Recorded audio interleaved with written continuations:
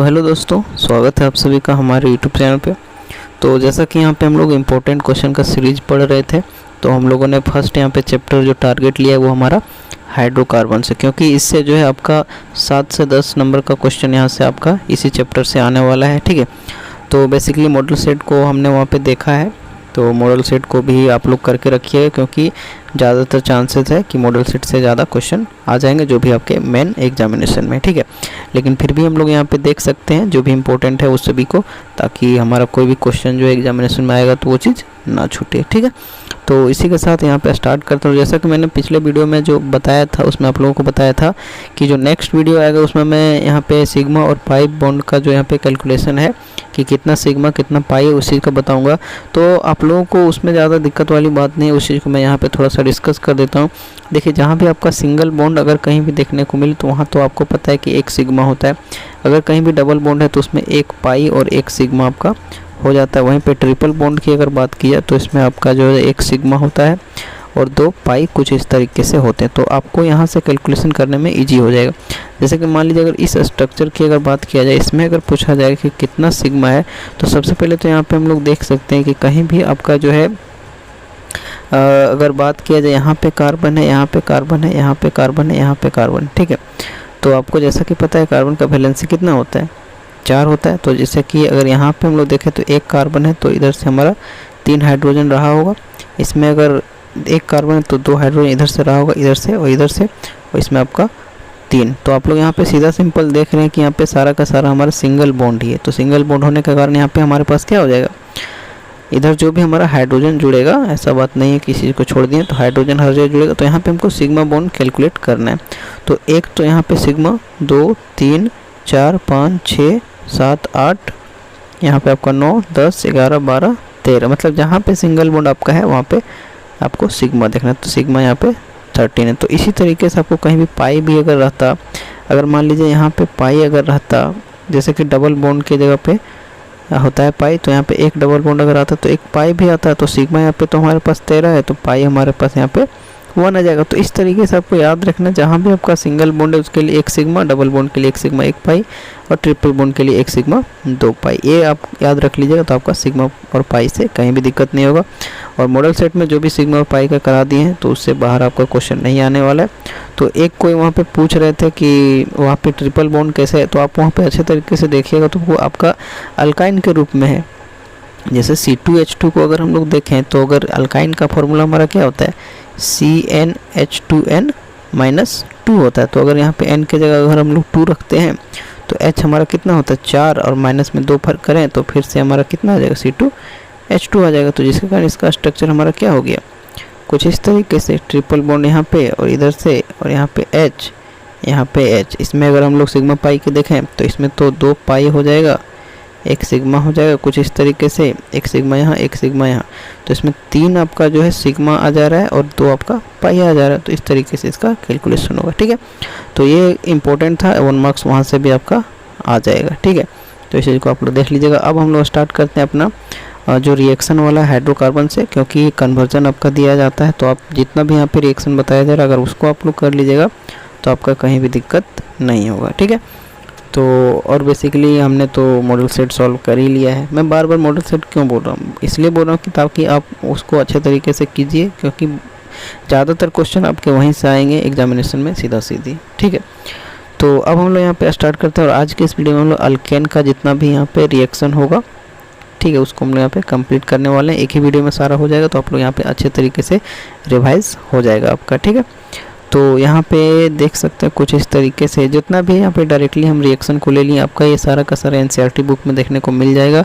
तो आप वहाँ से भी चाहे तो कर सकते हैं, और इसका PDF आप लोगों को चाहिए तो नीचे टेलीग्राम का लिंक आपको दिया जाएगा, उसमें जाके आप लोग जुड़ सकते हैं। वहाँ पे PDF जितना भी इम्पोर्टेंट कराया जाता है वो सारा वहाँ पे शेयर किया जाता है। ठीक है, चलिए स्टार्ट करते हैं। तो फर्स्ट रिएक्शन यहाँ पे जो हमारे पास है, यहाँ पे देख सकते हैं, जिसमें इथीन से इथेन का कन्वर्जन आपको दिया है, या फिर बेसिकली इथीन से इथेन हमारा बना है। तो कैसे बना है, तो जब इथीन को हम लोग यहाँ पे सीधा सीधे हम लोग रिएक्शन देंगे, क्योंकि यही रिएक्शन आपके एग्जामिनेशन में आ जाएंगे सीधा सीधी, इसलिए हम लोग ज़्यादा भी टाइम उसमें देने से अच्छा है कि इस चीज़ को सारा हम लोग अभी से प्रिपेयर करके रख लें, ठीक है।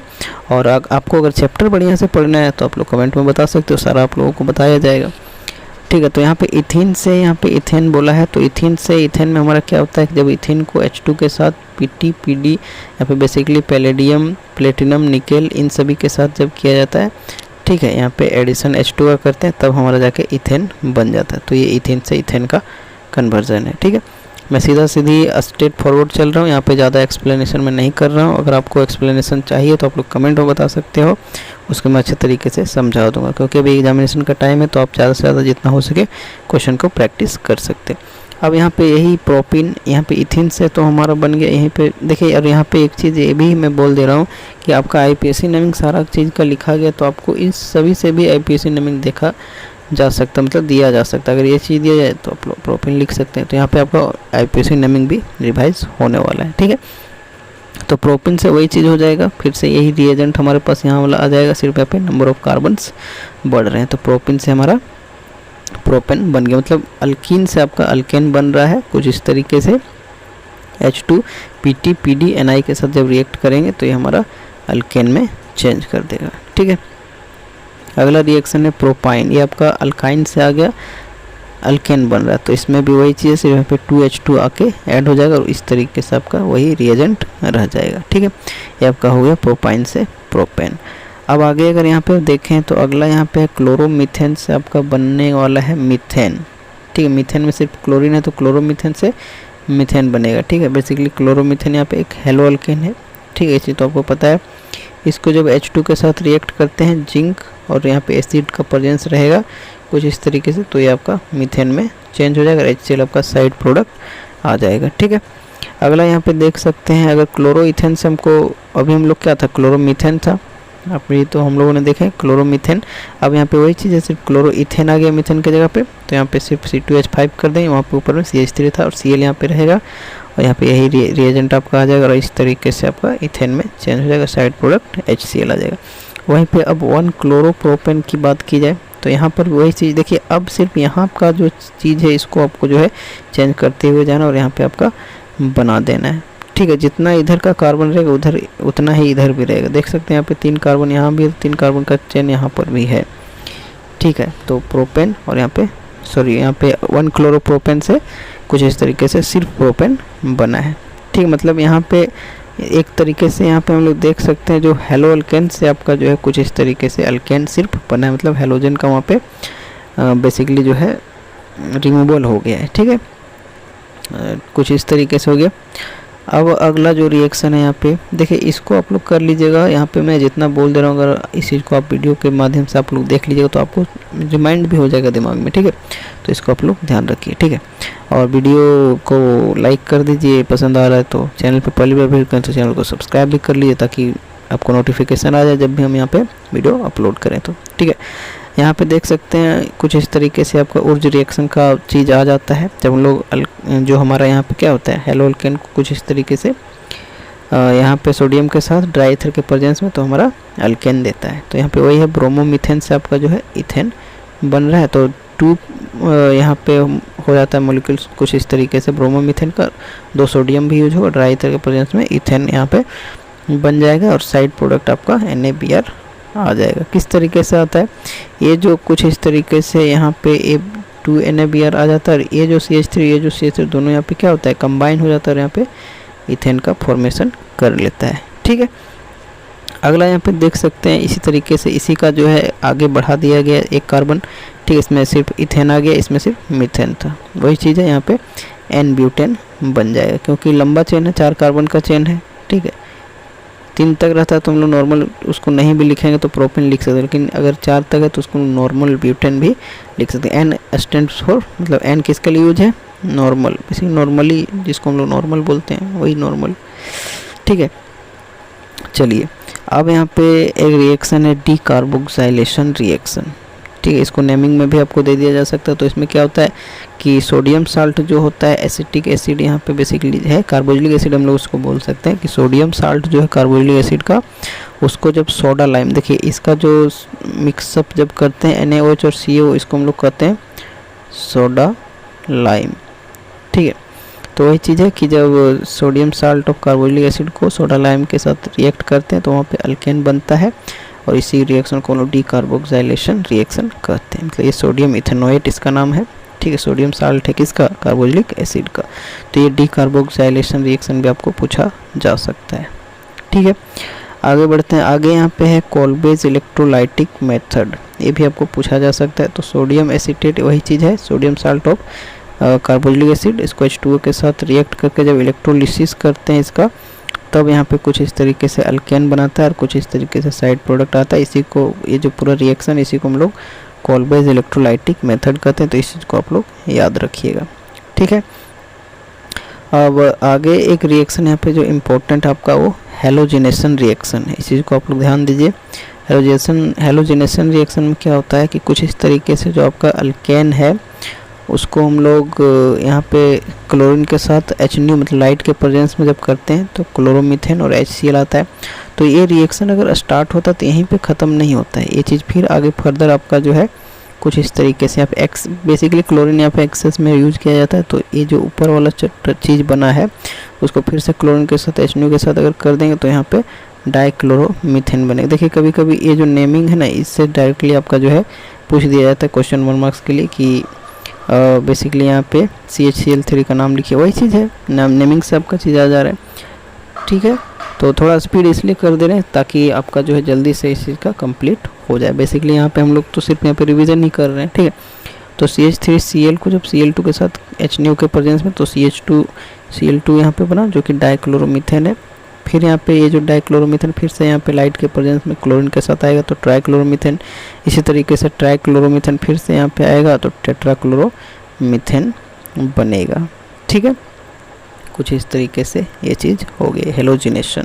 तो हेलोजिनेशन में आपका जो है अल्केन यहाँ पे बेसिकली जो अल्केन से स्टार्ट होता है, जब तक इसका ये आपका केमिकल प्रॉपर्टीज़ में बेसिकली ये सब चीज़ आ जाता है। ठीक है, तो जब तक यहाँ पे हाइड्रोजन ख़त्म नहीं हो जाता है तब तक आपका जो है ये रिएक्शन चलता रहता है, मतलब पूरा का पूरा हाइड्रोजन वहाँ पे रिप्लेस हो जाता है हेलोजन से। ठीक है, तो ये हो गया। अब यहाँ पे इसी में अगला यहाँ पे है कि देख सकते हैं यहाँ पे अल्केन, इसी तरीके से अब हाइयर अल्केन यहाँ पे आ गया। ठीक है, वहाँ पे मीथेन था, यहाँ पे इथेन आ गया। इसको Cl2 के साथ करें तो क्लोरो इथेन यहाँ पे बन जाएगा और HCl कुछ इस तरीके से बन जाएगा। ठीक है, ये चीज़ यहाँ पे था। अगला यहाँ पे जो ये रिएक्शन है, ये रिएक्शन बहुत ज़्यादा इम्पोर्टेंट है, इसको आप लोग ध्यान में रखिएगा। ये आपका एक तरीके से इनऑर्गेनिक टाइप का रिएक्शन देखने को मिलता है, लेकिन बेसिकली यहाँ पे ऑर्गेनिक होता है। ठीक है, तो यहाँ पे हम लोग देख सकते हैं कुछ इस तरीके कंबसन रिएक्शन ये बेसिकली होता है। यहाँ पे जो है एंथैल्पी ऑफ कंबसन इसको बोला जाता है, डेल्टा CH0 यहाँ पे बोल सकते हैं। तो इसमें मीथेन गैस है, यहाँ पे उसको ऑक्सीजन के साथ इस तरीके से रिएक्ट किया तो CO2 और H2 बनेगा। इसका यहाँ पे जो एंथैल्पी ऑफ कंबसन चेंज है तो यहाँ पे -890 किलोजूल पर मोल होता है।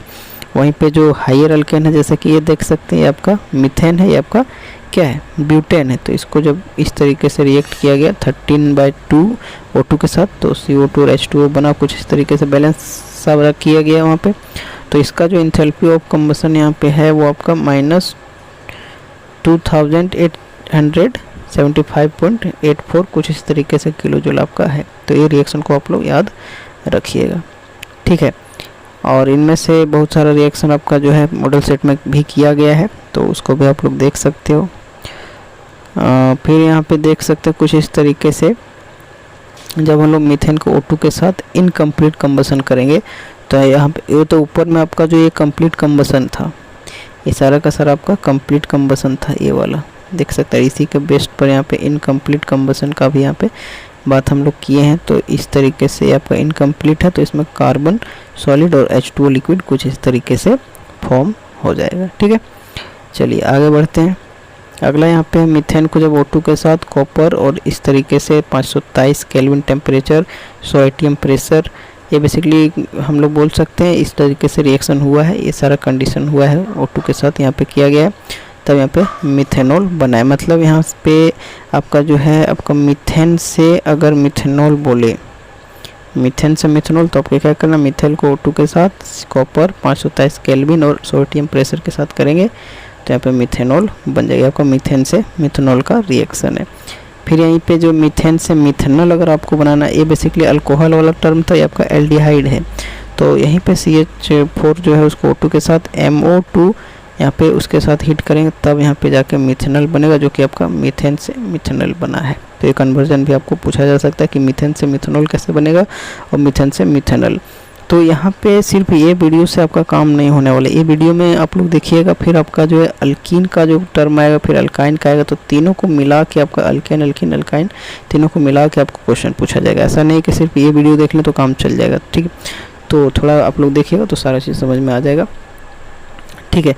फिर यहाँ पे देख सकते हैं हाइयर अल्केन लिया गया जिसमें इथेन है, इसको O2 के साथ कुछ इस तरीके से CH3CO का होल 2 Mn और इस तरीके से इसमें किया गया, तब यहाँ पे इथेनोइक एसिड बना है। तो ये हमारा क्या है, इथेन से अगर इथेनोइक एसिड बनाने बोले तो आपको ये होल रिएक्शन कर देना है, ठीक है।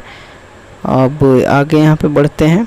अगला यहाँ पे देख सकते हैं कुछ इस तरीके से वही चीज़ 2 मिथाइल प्रोपेन यहाँ पे लिया गया है, ठीक है।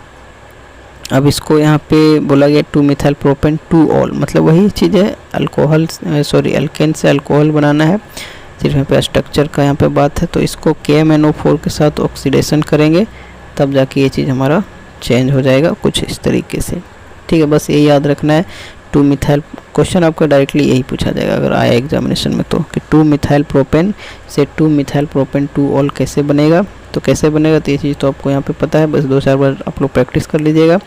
क्या किए इसमें, जो 2 मिथाइल प्रोपेन है उसको KMnO4 के साथ, KMnO4 जैसा कि आपको पता है ऑक्सीडाइजिंग एजेंट है, तो इसको ऑक्सीडेशन कर दिए तो ये हमारा सीधा सीधा बन जाएगा, ठीक है। मतलब यहाँ पे अल्केन का जो है ऑक्सीडेशन होने पर वहाँ पे अल्कोहल में चेंज हो जाता है, ठीक है। फिर यहाँ पे देख सकते हो कुछ इस तरीके से ये भी हमारा अल्केन है, यहाँ पे नॉर्मल हेक्सेन है, इससे आपको बोला गया है 2 मिथाइल पेंटेन और 3 मिथाइल पेंटेन। यहाँ पे बेसिकली यहाँ पे हेक्सेन से आपका जो है यहाँ पे लॉन्गेस्ट मतलब हाइयर यहाँ पे बोल सकते हैं अल्केन बनाया गया, तो इसको अनहाइड्रस AlCl3HCl के साथ रिएक्ट करेंगे तो ये हमारा 2 कुछ इस तरीके से प्रोडक्ट बन जाएगा। मतलब N हेक्सेन से अगर 2 मिथाइल पेंटेन भी बोले तो आप इस तरीके से रिएक्शन करके ये चीज़ बना सकते हो, या फिर 3 मिथाइल पेंटेन भी बोले तो भी इस तरीके से आप रिएक्शन करा सकते हो, ठीक है।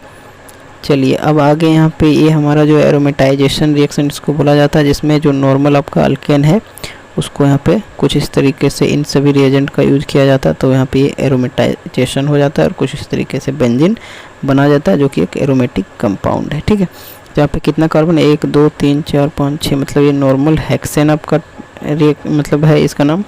इसको जब हम लोग Cr2O3 या फिर V2O5 या फिर MO2O3 इन सभी के में से किसी के साथ करेंगे 773 केल्विन टेम्परेचर हो जाएगा, 10 से 20 ATM प्रेशर हो जाएगा, तो ये सीधा सीधी ये जो चीज़ है यहाँ पे यहाँ बॉन्ड बना के यहाँ एरोमेटाइज कुछ इस तरीके से हो जाएगा। सीधा ये चीज़ आपको याद रखना, मतलब नॉर्मल हेक्सेन से अगर आपको बेंजीन बनाने बोले तो ये बेसिकली एक एरोमेटाइजेशन रिएक्शन का एग्जांपल है और कुछ इस तरीके से आपका जो है ये बन जाएगा, ठीक है। इसको आप लोग याद रखिएगा।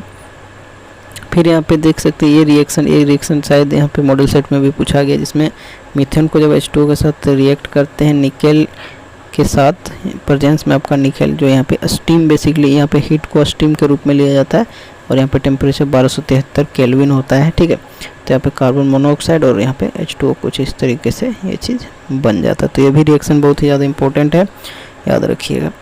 फिर यहाँ पे लास्ट वन है और बहुत ही ज़्यादा इंपॉर्टेंट है, इस चीज़ को थोड़ा मैंने अच्छे तरीके से समझाने की कोशिश किया है, ठीक है। तो इसको हम लोग पूरा का पूरा यहाँ पे पढ़ लेंगे, जो कि आपके लिए बहुत ही ज़्यादा इंपॉर्टेंट है।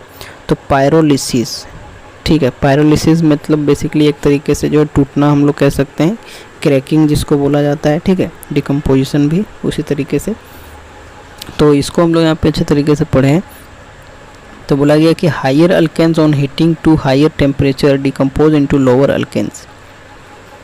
जो हायर अल्केन्स आपका है, जैसे कि यहाँ पे C6H14 ये आपका हायर अल्केन है, इसको जब हम लोग हीट करते हैं तो हायर टेम्परेचर पर देख सकते हैं 773 केल्विन, जो कि बहुत ही ज़्यादा हाई टेम्परेचर है, ठीक है। तो यह डिकम्पोज हो जाता है लोअर अल्केन्स में, अल्किन्स में, ठीक। अल्केन में भी हो सकता है और अल्किन्स में भी हो सकता है।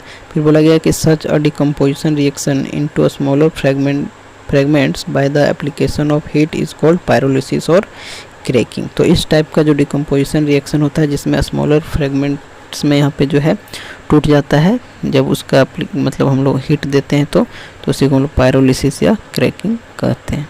ठीक है, जैसे कि यहाँ पे देख सकते हैं ये जो यहाँ पे अल्केन है इसको इस नाम में यहाँ पे रिएक्ट किया गया, तो ये देख सकते हैं C6H12 है। तो यहाँ पे हम लोग कैसे जानेंगे कि कौन डबल बॉन्ड वाला है कौन सिंगल बॉन्ड वाला है, तो इसको हम लोग फार्मूला जो जनरल हमारा होता है उसके माध्यम से हम लोग देख सकते हैं।